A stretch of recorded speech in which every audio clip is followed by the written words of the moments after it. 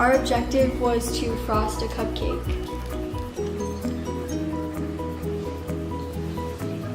So our project begins when the oven is opened. The oven is tied to this string. So as the oven is opened, it pulls down on the string, which is also attached to the lid of this mason jar, which is acting as a screw.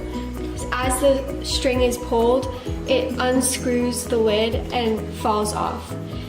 And inside the mason jar is a golf ball, so that when the lid falls off, the golf ball falls out onto this inclined plane. The golf ball will roll down the inclined plane and hit this one book, and there's also a wedge down here supporting the inclined plane.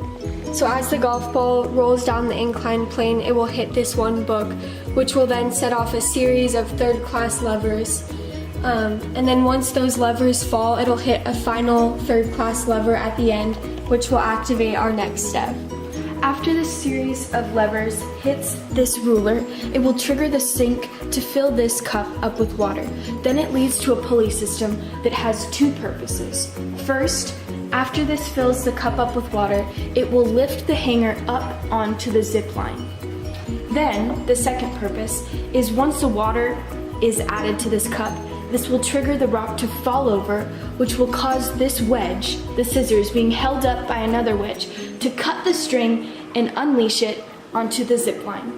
So after the string is cut, this hook will go down the zip line and will cause this inclined plane on this wheel and axle to be pushed up so that this spatula, which will have frosting on it, will be hit by the cupcake, and then the cupcake will have frosting.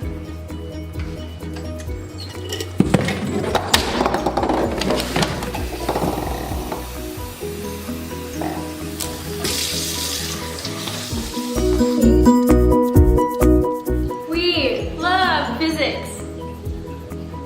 11:37, feeling good.